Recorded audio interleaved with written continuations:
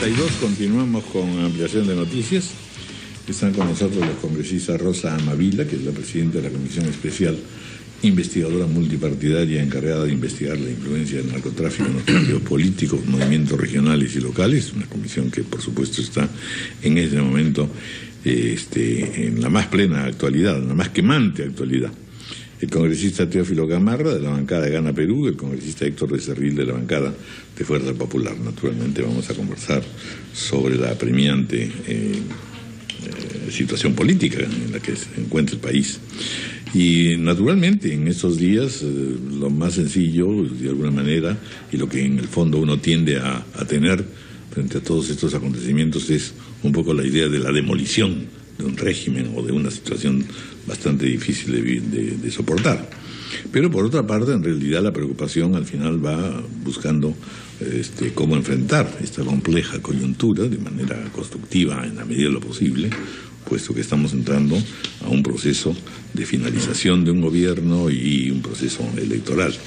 Bienvenidos y muchas gracias por estar con nosotros. Buenos días, don Raúl. Muy buenos días y muchas gracias por la invitación. Bienvenidos. Tanto Patricia como Ricardo han sido testigos esta mañana de las declaraciones del presidente Evo Morales, la reacción además interesantísima que ha tenido y que demuestra pues hasta qué punto en verdad no es en todos lados que se tiene esta actitud de silencio o como dicen los italianos, omertà. Aquí evidentemente Italia y Bolivia están pareciera en otra situación, o por lo menos tratando de decir, bueno, yo no soy parte de todo este asunto, mucho cuidado.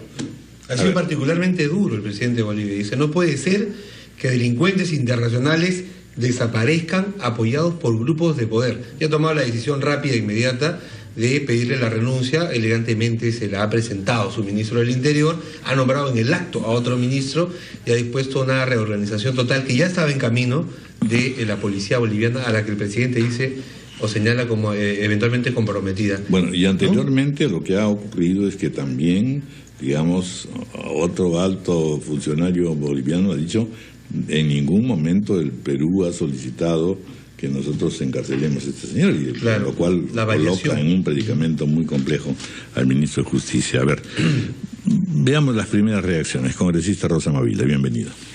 Buenos días. Yo creo que la reacción boliviana es una reacción adecuada a la salud de la democracia, frente a hechos que parecen ya reiterantes y habituales, además que trascienden el caso de Belaúnde del Ocio, de complicidad de la policía en la fuga de internos. Yo creo que es una adecuada reacción cambiar el ministro del Interior y establecer un procedimiento de investigación de la policía.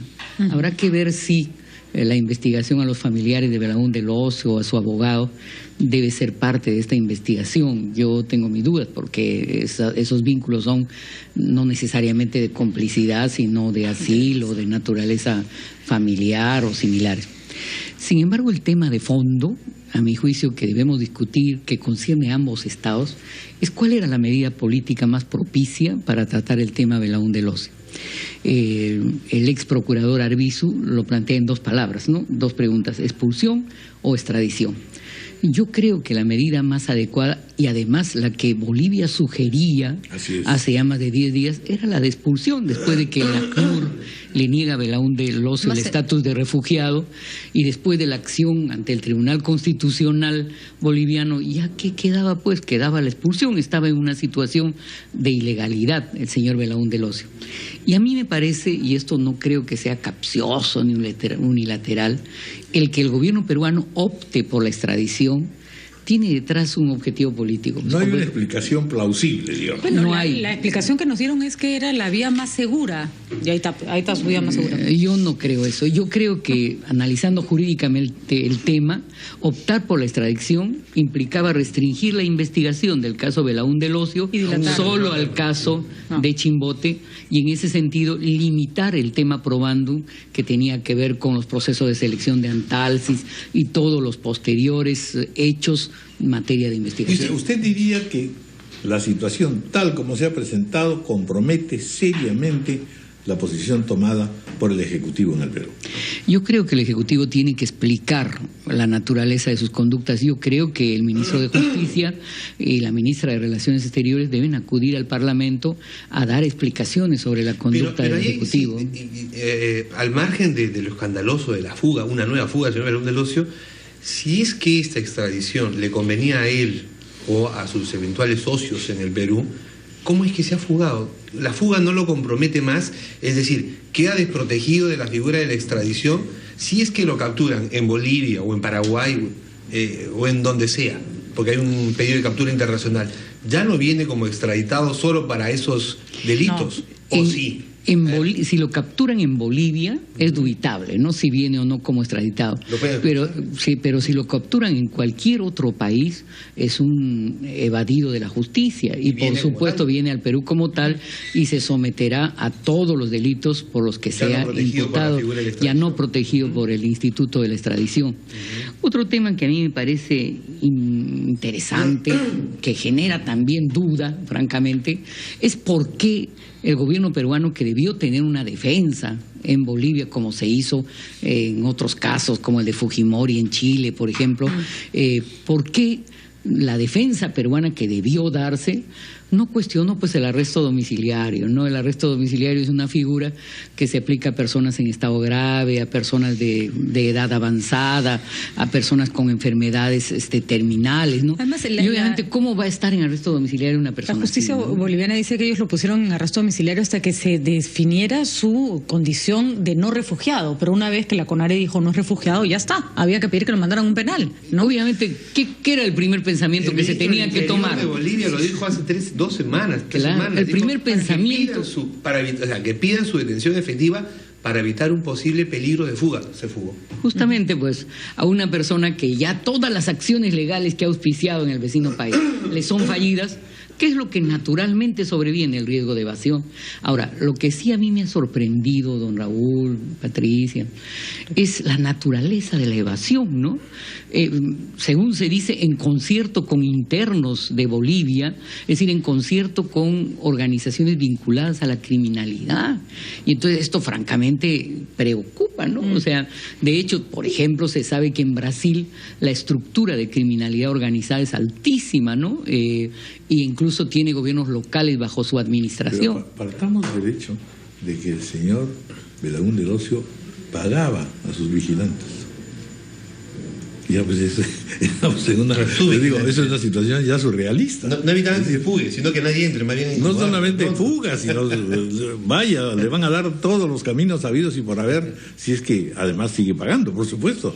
Don Raúl, ¿qué es parece esto? Mentira, pero la dialéctica de lo concreto, como diría Cosic, muchas veces la forma como se aplica el arresto domiciliario, incluso en nuestro país, implica una relación de subordinación del policía con el arrestado. Claro. Y aquí hay un tema a evaluar, no para oponernos al arresto domiciliario, sino para que se aplique en las condiciones que merece ser aplicado y con una cobertura adecuada de vigencia de la Policía Nacional. Que se presenten los dos ministros. Yo creo que sí, para dar explicaciones de la actuación gubernamental. Iniciar un debate reconstructivo que pudiera...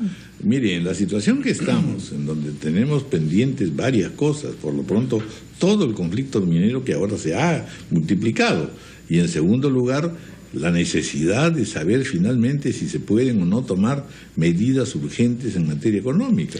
Don Raúl, extraordinarias. Yo aprovecho su pregunta para dejar preciso un punto de vista de nuestra agrupación política, Acción Popular Frente Amplio. Nosotros no estamos, señor, por un adelanto de elecciones ni por la vacancia presidencial. Nosotros estamos apostando con seriedad por la transferencia gubernamental en el periodo del actual gobernante. Sin embargo, eso no significa un aval a su política de coyuntura. Mire, yo tuve oportunidad de acudir hasta en 2 oportunidades a sesiones con la ex ministra de Trabajo a propósito de la problemática de los trabajadores minero-metalúrgicos. Voy a decirle solo 2 temas, don Raúl, que a mí me hacen tener dudas serias de la actuación gubernamental en la materia. Por ejemplo, el director de trabajo de ICA había dejado de serlo para ser el gerente general de la empresa Shogun. O sea, clarísima teoría de la silla giratoria. Y de otro lado, la muerte de un trabajador minero dentro del socavón de la mina, a la que la minera, porque había tercerizado quién era encargado de responder frente a problemas de accidentes en los centros de trabajo, no quería ni siquiera dar la mínima cobertura para el entierro del cadáver. La reclamación de los mineros sobre el despido de más de 80 trabajadores en un contexto de crisis económica que vive la clase proletaria de este país, a mí me hace dudar, me hace sentir que puede tener, de hecho, licitud la reclamación de los trabajadores. Han ido, señor, conmigo 2 veces a la ex ministra fémina de Trabajo hace ya bastante tiempo, y desde ese tiempo sus reclamaciones no les son escuchadas y no hay un cauce gubernamental de tratamiento de su problemática. Congresista Héctor Becerril, bienvenido también. A ver, ¿cómo configura usted el cuadro que vivimos? A ver, si nosotros ponemos a analizar la secuencia cronológica de los hechos de Martín Belaúnde Locio, vamos a ver pues que hay una serie de mentiras que se han ido dando desde un inicio. Por ejemplo, inicialmente se manifestó que Martín Belaúnde Locio solamente había tenido una relación con el Partido Nacionalista hasta el año 2006. Muchos congresistas dijeron que no lo conocían, incluso amenazó con ir al Congreso a hacerle recordar la relación que tenían. Luego, cuando salieron pruebas, dijeron que el 2011 solamente hasta julio, y de ahí nunca más lo vieron.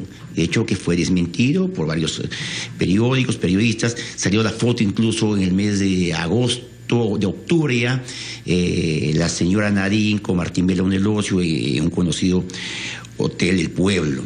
Incluso ahora ya sabemos que hasta coordinador de Ancash fue el señor Martín Belaúnde Locio.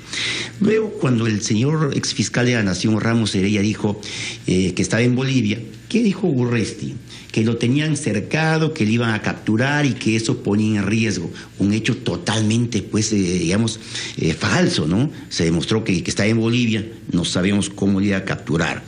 Y aún más, el hecho más grave es que está demostrado que cuando salió del país no tenía orden de captura internacional, o sea, lo dejaron fugar. Ahora, y ya en Bolivia, cuando Bolivia pide, pues, que soliciten la expulsión, ¿no? Ellos, Perú, optó por el tema de la extradición. ¿Por qué? Como obviamente dijo la colega Mavila, era porque tan solo venga por el caso La Centralita y no por el tema de Antalsis, donde la señora Nadine Heredia, ojo, viene siendo investigada por asociación ilícita para delinquir, por peculado y por lavado de activos. Y finalmente acá hay un hecho gravísimo, sí, que compromete ya al ministro de Justicia.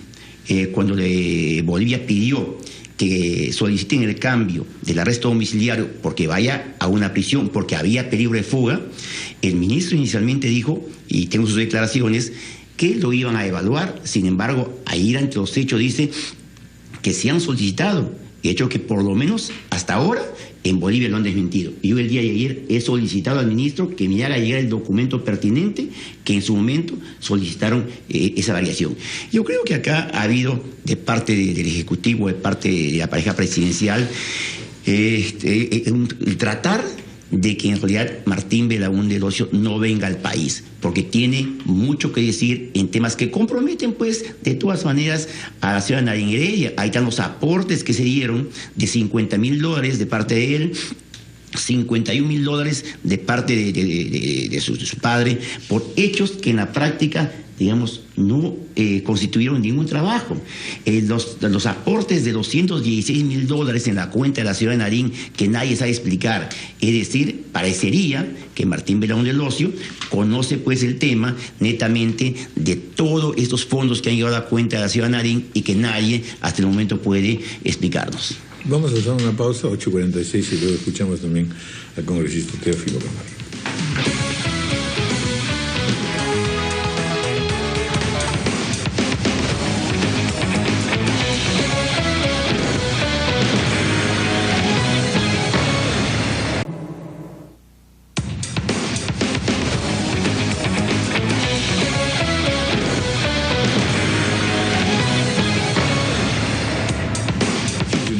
Continuamos con ampliación de noticias en el curso del congresista Teófilo Gamarra de la bancada Gano Perú. para que nos dé sus impresiones de la perspectiva que estamos viviendo, y especialmente si en efecto la actuación que hasta el momento va teniendo la administración del presidente Humala nos puede llevar a imaginar que debiéramos tranquilizarnos. Ante todo, muy buenos días. Muchas gracias, don Raúl. Primero, reproducir textualmente las palabras del presidente Evo Morales cuando se refirió a su nueva designación. Lamento mucho los sucesos que vivimos en Bolivia por culpa de algunas de nuestras instituciones. No es posible que algunos grupos de la policía aporten a la mala imagen del país. No se refiere a grupos de poder, se refiere a grupos de la policía en Bolivia que habrían facilitado la fuga del prófugo. Esto demuestra la conciencia en el sentido de que el gobierno boliviano asume con absoluta responsabilidad este problema de la fuga, porque existen tratados internacionales donde los países están obligados a cumplir y en el caso a mantener la custodia del extraditable, por un lado. Por otro lado, en cuanto al supuesto temor que existiría en el Partido Nacionalista, en algunos altos cuadros del partido, consideran y supuestamente una supuesta relación entre el señor Belaúnde y la señora Nadine, falso de toda falsedad. Y nosotros hemos considerado siempre que se trata de refritos que permanentemente tratan de, a través de la mentira permanente, la farsa, generar una vinculación. El hecho que se haya producido asesorías, consultorías y demás en el pasado fue materia de investigación. Sin embargo, hoy estamos en el presente, años 2012, 2013, 2014, donde el Pleno del Congreso aprobó una moción de orden para investigar los supuestos actos de corrupción del señor Belaúnde, los supuestos contratos con los cuales se habría beneficiado, los lobbies que aparentemente habría realizado. La pregunta es, en esta relación de causalidad, ¿dónde está la presidenta del Partido Nacionalista? ¿Dónde está la señora Nadine? Hay una intencionalidad de algunos sectores de la oposición de permanentemente involucrarla a la señora Nadine. Tercero, con relación al tema de la expulsión o la extradición, concretamente, cuando salió la extradición, esta fue dilatada por la defensa del extraditable, porque se plantearon hasta 3 acciones de amparo, y la acción de amparo que pedía la libertad concluyó el 22 de mayo. Al día siguiente, recién el Perú, con los plazos y las normas correspondientes, podía acceder a la expulsión del extraditable, cosa que se habría logrado. Pero hay otro tema también, se dice, ¿y por qué en su momento no se realizó la expulsión? Como en el caso de Orellana. Un momentito, en el caso de Orellana, la Interpol, de acuerdo a la normatividad de Colombia, tenía la posibilidad de detener inmediatamente y de hacer la entrega del personaje, y en ese caso incluso no se había solicitado el refugio. En el caso de Belaúnde, de acuerdo a la normatividad, se solicita el refugio y por lo tanto ya el refugiado o el solicitante está dentro del marco de las normas de refugio y no puede ser expulsado, porque de lo contrario se habría transgredido las normas legales.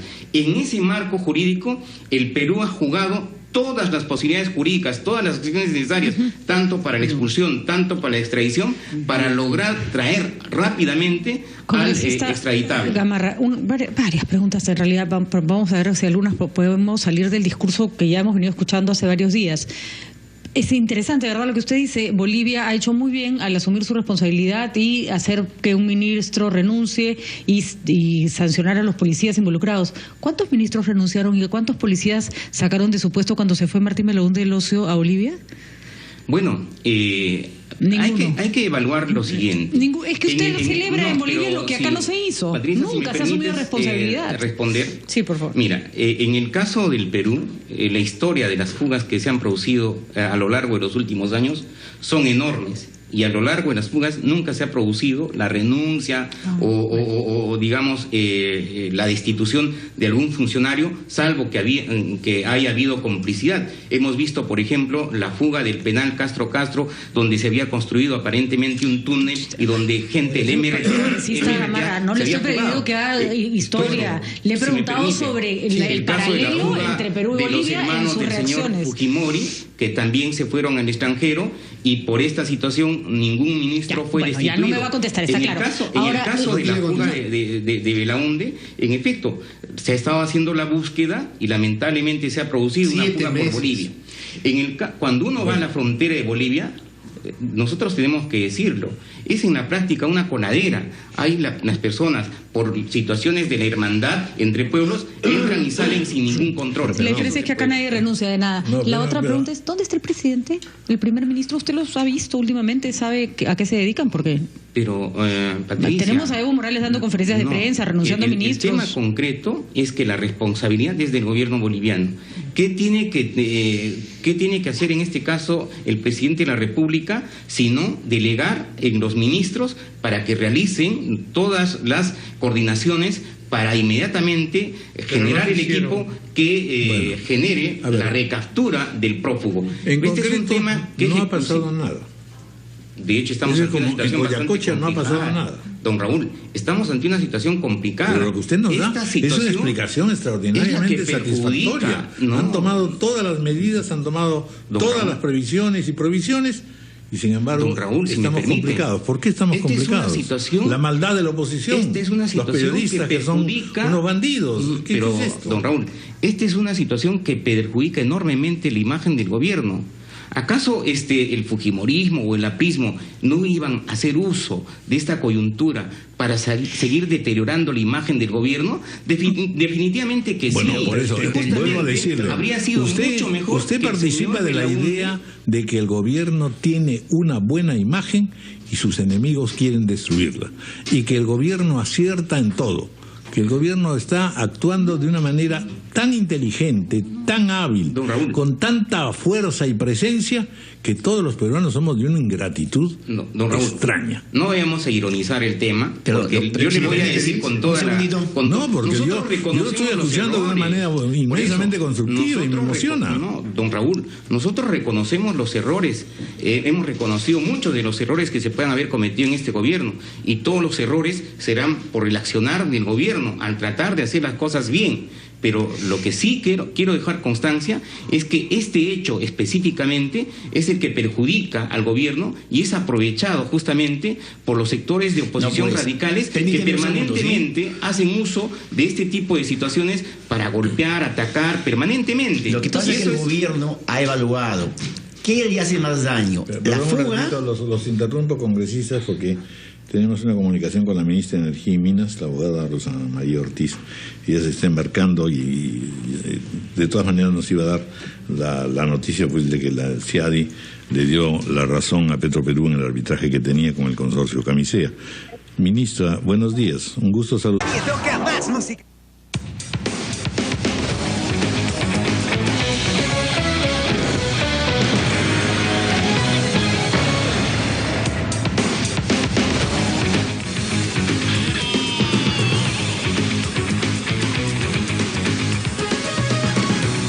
Bien, disculpe que no interrumpimos con el Sí, y yo quería contestar al colega Gamarra diciendo que este gobierno, en estos hechos de Martín Belaunde del Ocio, ha actuado con total negligencia. ¿Y por qué? Porque yo creo que ha evaluado, pues, ¿qué le hace más daño? ¿El que Martín Belaunde del Ocio se fugue o que venga al país y hable? Y yo creo que más daño le va a hacer el que venga extraditado y hable acá todo lo que sabe. Porque, como digo, hay vínculos, aunque se lo quiera negar, vínculos totalmente demostrados con la señora Nadine Heredia. Eso está incluso investigado por el Ministerio Público. Y no podemos permitir que hasta ahora este gobierno ni siquiera ha destituido al procurador Joel Salas, ni siquiera eso han hecho. Es vergonzoso el papelón que están haciendo ahora.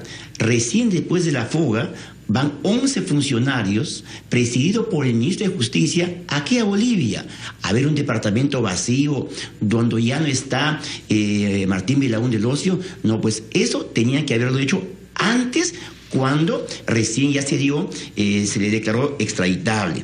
Yo creo que acá Martín Belaúnde del Ocio debe ser más inteligente. Como este gobierno finalmente ya se va, debe declararse colaborador eficaz y decir todo lo que sabe, con lo cual no tengo ninguna duda, como dije, va a poner en serios aprietos a este gobierno y obviamente también a la señora Nadine Heredia. Si me permite, don Raúl, si bien en el caso de una supuesta relación entre Nadine, Belaúnde, se crean conjeturas, sospechas, suspicacias en base simplemente a especulaciones que se van haciendo, sobre todo la gente de la oposición. Sin embargo, en el fujimorismo existieron pruebas y nunca se llegó a determinar e investigar, por ejemplo, los fondos con los cuales estudió la señora Keiko. Hasta el momento no se llegó a detener, por ejemplo, a los prófugos que hoy se encuentran en Japón. Y hay que decirlo, porque supuestamente aquí lo que se pretende es ir hasta el 2006 para ver de dónde salió supuestamente esta relación, soluciones capilares, el tema de la palma aceitera y todo lo demás. Son refritos. Yo le recomiendo que no haga tanta memoria, congresista Gamarra, porque nos está ayudando a recordar a nosotros tantos otros temas interesantes. Eso es lo único que demuestra que es mal de muchos. ¿Qué demuestra eso? Pero demuestra que todos podemos seguir actuando así. Don Raúl, si en el pasado ocurrió, ¿por qué no ahora? ¿No es cierto? Eso es lo que está diciendo. No, don Raúl, lo que sí estoy señalando es simplemente que hoy se pretende permanentemente atacar hechos que se han producido en el año 2006, que ya fueron materia de investigación ante el Ministerio Público y que el Ministerio Público, ¿no es cierto?, archivó el caso, es decir, dentro de las instituciones. Ya no entiendo, ¿estamos hablando de Martín Belaúnde del Ocio o de Nadine Heredia? De Nadine Heredia. Justamente acá se metió el tema de una supuesta relación. Ya estoy confundida, congresista. Aquí hablamos de una supuesta relación y lo que nosotros queremos es simplemente descartar y dejar claro que acá, dentro de la relación de causalidad con relación a los hechos que se investigan, no está presente la señora Nadine Heredia. Bueno, yo quisiera decir dos cosas. Primero, que sí hay responsabilidad en no haber solicitado la expulsión luego de que culminara el trámite de solicitud de refugio y luego de que culminaran también las acciones de carácter constitucional en Bolivia. Hay un periodo ahí en que no se hace nada y que a mi juicio crea las condiciones para una eventualidad de evasión. Y en segundo lugar, yo no creo que sea una acción de mala fe hacer alguna rememoranza. Justamente estaba leyendo algo sobre palma aceitera, ¿no? En el Perú hay dos grupos que monopolizan el mercado, el grupo Romero y el grupo de malayos, y hay una creciente presencia de los malayos en el negocio de la palma aceitera. Justo el país Malasia, donde el padre del señor Belaúnde está arraigado porque está casado con una persona que a su vez estuvo casada con un todopoderoso noble malayo. Si hay un incremento de la producción, pueden haber dos. Arturo, ¿no? ¿Por qué no? Y el incremento en la producción de palma aceitera en nuestro país ha avanzado del año 2000, que era 14.667 hectáreas, alrededor de 100.000 hectáreas, sobre todo en Ucayali y Loreto. Es decir, había también un interés gubernamental en promover la producción de la palma aceitera que podía estar en concierto con el gobierno malayo. Hay mucho por investigar y no creemos que esto sea deleznable ni jalado de los pelos. Y yo creo que sí, pues, en esta expansión de malayos en el millonario negocio de la palma aceitera, habrá que explicar si el encargo de investigación hecho a la presidenta del Partido Nacionalista tuvo algo que ver con esta presencia económica de ese país en el Perú. Cuando empezamos la conversación yo señalaba pues que hay varios asuntos pendientes y que son importantes. Por ejemplo, congresista, ¿usted qué opina con el tema de Oropesa y los familiares que se resisten a asistir a su comisión? Y supongo que hay varios otros casos similares. ¿Cómo va esta comisión? ¿Cuándo puede de alguna manera darnos ya algunas soluciones? Estamos preparando un primer informe, don Raúl, que intenta diagnosticar cuáles son los principales mecanismos de actuación de lo que en breves palabras podemos diagnosticar como narcopolítica. Es curioso que, por ejemplo, haya una secuencia de mecanismos vinculados a diversificación empresarial, todo tipo de negocios, desde bingos hasta pollerías, pasando por negocios madereros, actividades de limpieza privada y pública. De otro lado, también incluso grupos de fútbol que se desarrollan en amplios contingentes provincianos y que aparentemente podrían ser focos de lavado de activos. También una diferencia tajante entre partidos de estructura nacional y organizaciones regionales y locales, donde por la informalidad se auspicia la penetración vía caudillos de dineros mal habidos. Hay la necesidad también de hacer control de transporte terrestre, porque en esos trasiegos es que se traslada droga. Hay también la necesidad de hacer auditorías en empresas constructoras, en cajas de crédito, en general también en lo que tiene que ver con el puerto del Callao y también en el sistema judicial. O sea, hay demasiadas pérdidas de expedientes, archivamiento de expedientes sin la debida fundamentación. Estamos preparando un proyecto de ley para que este sea el criterio, un criterio de evaluación para la ratificación de los magistrados en el Consejo Nacional de la Magistratura, archivamiento sin mucha fundamentación en casos vinculados a drogas. Respecto al caso Oropesa, concretamente debo decirle que ayer se convocó a toda su familia, su señora madre, que ha sido candidata del APRA, además elegida por la Dirección Nacional, su hermana, su abuela, y a la hora ya debida se presentó un escrito un poco extemporáneo refiriendo que la abuela estaba mal de salud y que supuestamente no habrían recibido la notificación el gerente, el general de Serguerosac y también operadores funcionarios de esa firma, lo cual es falso. Les hemos notificado no solo directamente, sino a través de medios periodísticos de vigencia nacional. Sin embargo, lo que nosotros estamos viendo son dos procesos. En primer lugar, el contacto vía la entrevista que hicimos al señor Chinguel, orgánico, entre el grupo de Gerald Oropesa, la familia Oropesa, los negocios de limpieza, Facundo Chinguel y el partido aprista. De hecho, por ejemplo, vamos a convocar al fiscal de la Nación, el señor Peláez, que ha insistido en que durante su gestión no hubo vínculo con Serguerosac y en realidad sí hubo a guisa de la documentación que estamos absorbiendo. Pero también estamos citando al gerente general del Ministerio Público, que como sabemos fue el apoderado de los hijos de Alan García cuando fugó del país. Pero por otro lado ha aparecido un militante del PPC que estaría vinculado al caso Oropesa, que sería el padre del Rencito, que es uno de los asesinos de los sicarios y que tendría un amplio poder en el control de los estibadores del Callao en este acto de preñaje de embarcación.